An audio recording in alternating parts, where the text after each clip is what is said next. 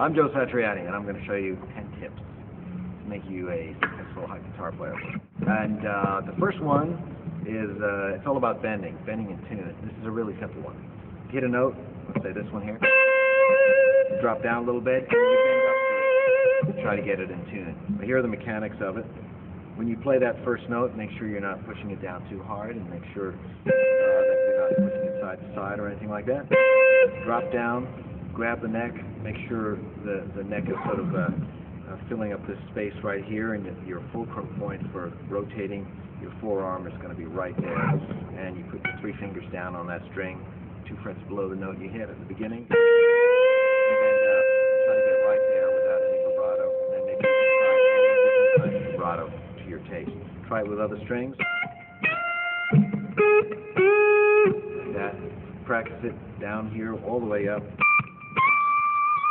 so you know exactly what it's supposed to feel like and what it's supposed to sound like, so you can bend into it.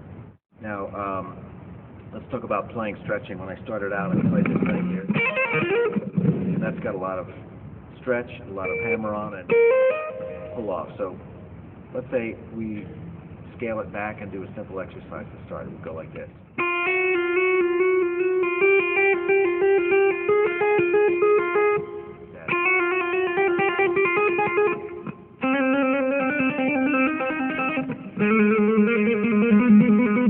Now, a variation on that would be to stretch your first 2 fingers, third.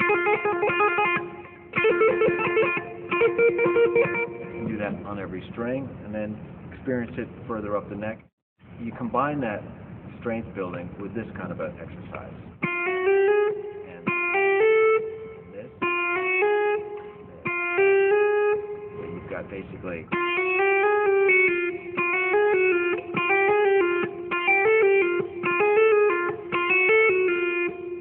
all those variations there. One other thing I used to have my students do was the same kind of hammer-on exercise where you didn't have to worry about what key. It went like this.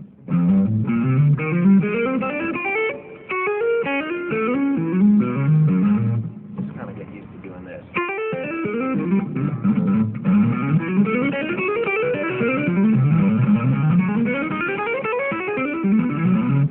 Just to build up your strength.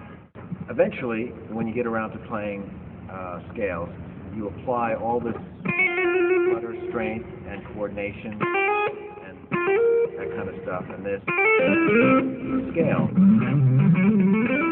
This is a great exercise for warming up. I'm not really warmed up right now, so you'll get to see somebody warming up, right?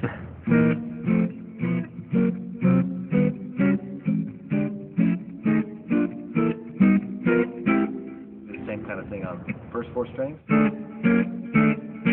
Last 4. Combine them. First couple of strings.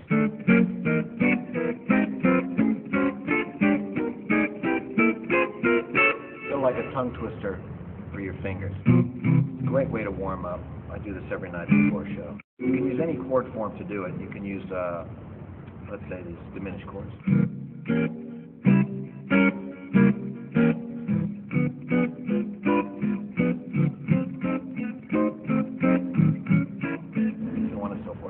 Again, the idea is to stay loose, work away any kind of tension, don't play if it hurts, and move with as much economy as you possibly can. That's the idea. Here's one that I used to like to do.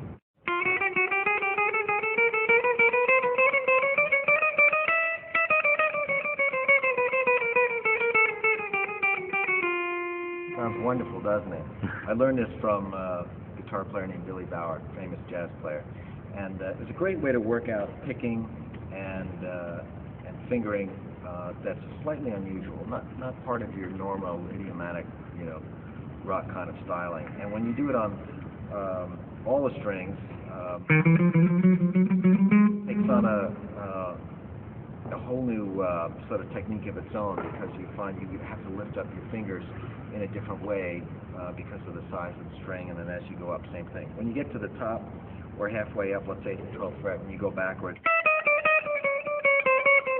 this whole movement like this here is essential, because it's really teaching you that there's lots of ways of getting fingerings to work out, even though they may look awkward.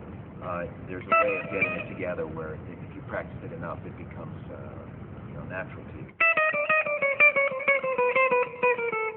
Now, to get out of the box of doing scales, just 2 octaves and 3 octaves, something that I learned from Lenny Tristano, the great Lenny Tristano, was not to worry about timing of when you're playing scales, but really just try to cover the entire neck.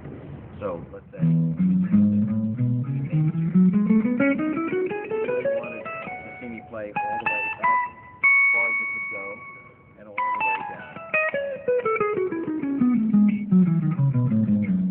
Don't worry about timing or fingering.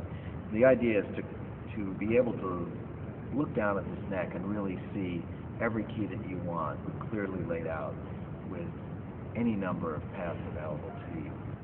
Another way of doing that would be maybe, let's say if you're practicing an E, to let that low E ring. Keep hitting it as your pedal form. And try to improvise around the major scale.